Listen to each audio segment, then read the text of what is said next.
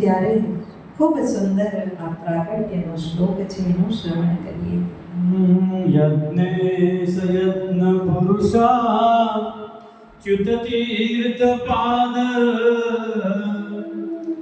તીર્થ શ્રવણ મંગલ નામધેય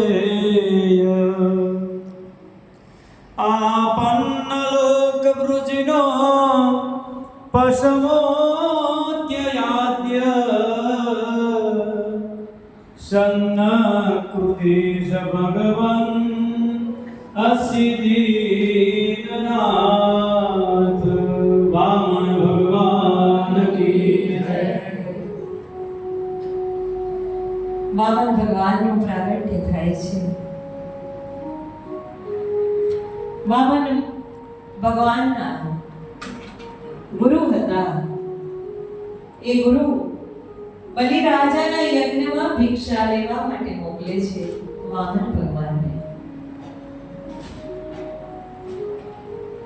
આ અશ્વમેધ યજ્ઞ જ્યાં થઈ રહ્યો હતો ત્યાં વામન ભગવાનના જે ગુરુ હતા એ બલિરાજાના યજ્ઞમાં ભિક્ષા લેવા મોકલે છે.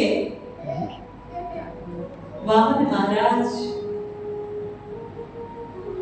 ભિક્ષા લેવા માટે નીકળે છે.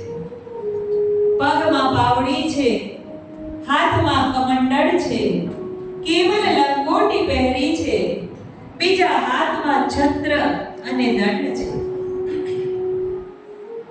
ગળામાં યજ્ઞોપવિત ધારણ કરે છે, બગલમાં મૃગચર્મ છે. વામનજી યજ્ઞમાં પ્રવેશ કરે છે. વામન સ્વરૂપ છે. જાણે એવું લાગે કોઈ બ્રાહ્મણનો નાનો બાળક જેનું સ્વરૂપ આપનો મન મોહી લે તેવું છે. એવો બાળકને જોઈને કોઈ પણ મોહી પડે. દૈત્યોના પ્રધાન આચાર્ય શુક્રાચાર્ય પણ મોહી પડ્યા છે. ભગવાનને આવકારે છે. બલિરાજા અને તેની પત્ની બંને ભેગા થઈ અને વામનજીનું પૂજન કરે છે.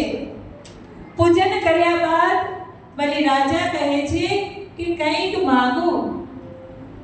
આપણા ઘરે સારો પ્રસંગ થતો હોય, યજ્ઞ થતો હોય અને કોઈ બ્રાહ્મણ આવે તો આપણને પણ એવું થાય કે બ્રાહ્મણને કંઈક હું આપું. હવે વામન મહારાજ ખૂબ ચતુર છે, લીલા કરે છે.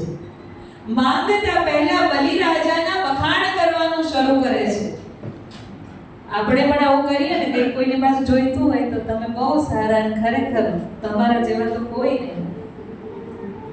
વામન ભગવાન કહે છે કે હે રાજા, તારામાં તારા પ્રપિતામહ જેવી શક્તિ છે, તારા દાદા પ્રહલાદ જેવી ભક્તિ છે અને તારા પિતા વિરોચન જેવી તારામાં ઉદારતા છે.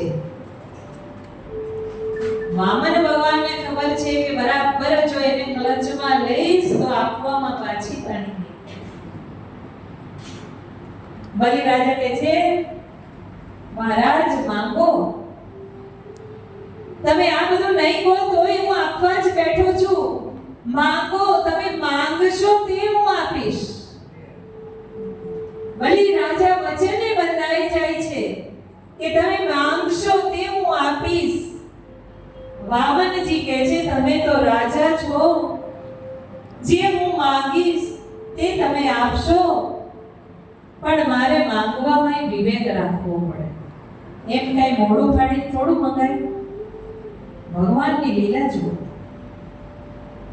બસ રાજા બીજી કોઈ અપેક્ષા નથી, 3 પગલા ભૂમિ આપો. બલિ રાજા કહે છે મહારાજ આપ ખૂબ સંતોષી છો, કંઈક વધુ માંગો. આપણી પાસે હોય તો આપણે એવું કહીએ ને.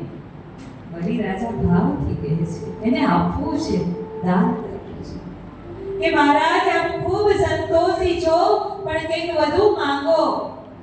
અને વધુ એટલે માંગો કે જેથી બીજે માંગવાની તમારે ક્યારેય જરૂર ના પડે.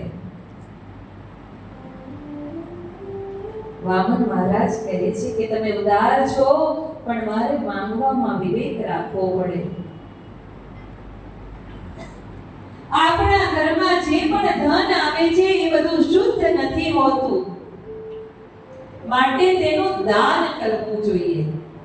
અહીંયા બલિ રાજાની વાતમાં દાનનો મહિમા સમજવાનો છે.